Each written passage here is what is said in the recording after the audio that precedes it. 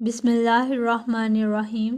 علی جاہ بہلول حرکتیں تو پاگلوں کی سی کرتا ہے، مگر اس کی باتوں میں اس کی دانش بولتی ہے۔ اگر اجازت ہو تو میں بھی ایک واقعہ حضور کی سماعت کی نظر کروں۔ اجازت ہے، ہارون نے اذن دے دیا۔ ایک وزیر کو جب خلیفہ نے اجازت دی تو وہ عرض کرنے لگا، علی جاہ ابھی کچھ زیادہ دن نہیں ہوئے کہ اس نے ایک عجیب فیصلہ کیا اور ہمارے قاضی صاحب کو بھی اس کے فیصلے کے سامنے سر تسلیم خم کرنا پڑا۔ ایسا فیصلہ کہ آپ بھی سن کر حیران ہوں گے اور داد دیے بغیر نہ رہ سکیں گے۔ بادشاہ کی حیرت اور زیادہ بڑھ گئی۔ وزیر کہنے لگا، علی جاہ ایک دن جب بہلول گلیوں بازاروں میں گھوم رہا تھا کہ ایک کونے پر اس کو دو بچے روتے ہوئے نظر آئے۔ وہ ان کے پاس رکا اور پیار سے بولا، بچوں تم کیوں روتے ہو؟ بڑا لڑکا بولا، ہم فلاں شخص کے بیٹے ہیں، ہمارا باپ حج کو گیا تھا، اس نے جانے سے پہلے 1000 اشرفی قاضی کے پاس بطور امانت رکھوائی اور کہا کہ زندگی اور موت اللہ کے ہاتھ میں ہے، اگر میں سفر حج سے واپس نہ آ سکوں تو میرے بچوں کو اس میں سے جو تمہارا دل چاہے دے دینا، اور اگر خدا مجھے واپس لے آیا تو میں اپنی امانت تم سے واپس لے لوں گا۔ مگر افسوس کہ قضا اس کی طاق میں تھی، راستے ہی میں اس کا انتقال ہو گیا۔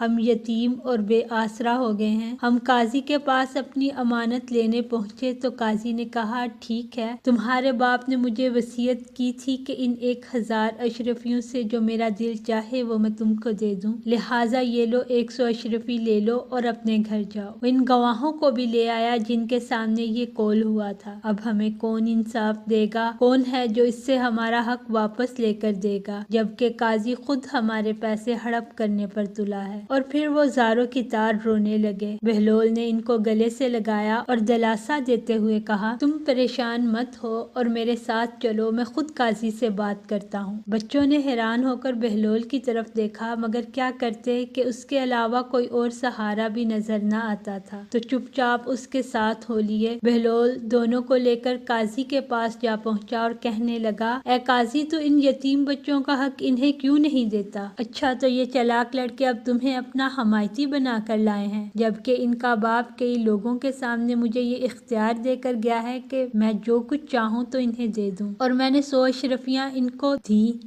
تو یہ لینے سے انکار کر رہے ہیں اور خام خواہ شہر بھر میں مجھے بدنام کرتے پھر رہے ہیں۔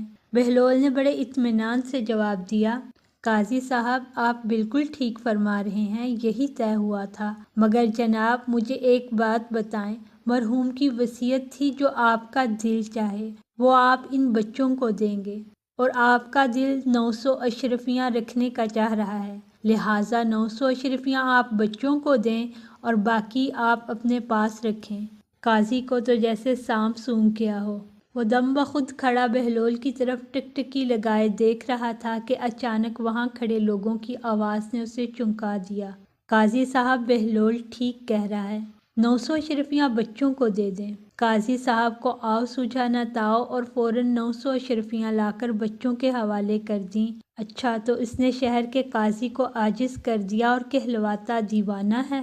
مجھے تو وہ کسی سازش کا شکار لگتا ہے، اب تو ضرور اس سے ملنا پڑے گا۔ خلیفہ ہارون الرشید نے اپنی بات پر زور دیتے ہوئے کہا، علی جاہ وہ پاگلوں کی سی حرکتیں بھی کرتا ہے، کبھی اپنے عصا کو گھوڑا بنا کر اس پر سواری کرتا ہے، کبھی مٹی کے گھر بنا کر بچوں کے ساتھ کھیلتا ہے، مگر نماز کا وقت ہوتا ہے تو وہ مسجد پہنچ جاتا ہے۔ خلیفہ غصے سے لال پیلا ہو گیا اور بولا، تم سب پاگل ہو، نمک حرام کہیں کے، وہ کوئی سازش کر رہا ہے اور تم کو کچھ خبر بھی نہیں۔ فوراً پتہ چلاؤ کہ اس کی دیوانگی کے پیچھے کون سے راز پوشیدہ ہیں، اسے کل دربار میں طلب کرو ورنہ تم سب کی گردن اڑا دوں گا۔ ہارون نے جلال شاہی سے حکم جاری کیا اور دربار برخاست ہو گیا۔ بہلول کی شاہی دربار میں طلبی کا حکم نامہ جاری ہو چکا تھا، سپاہی اس کے تعاقب میں نکل چکے تھے۔ بہلول کو ڈھونڈنا مشکل نہ تھا، ہر کوئی اس سے واقفیت رکھتا تھا۔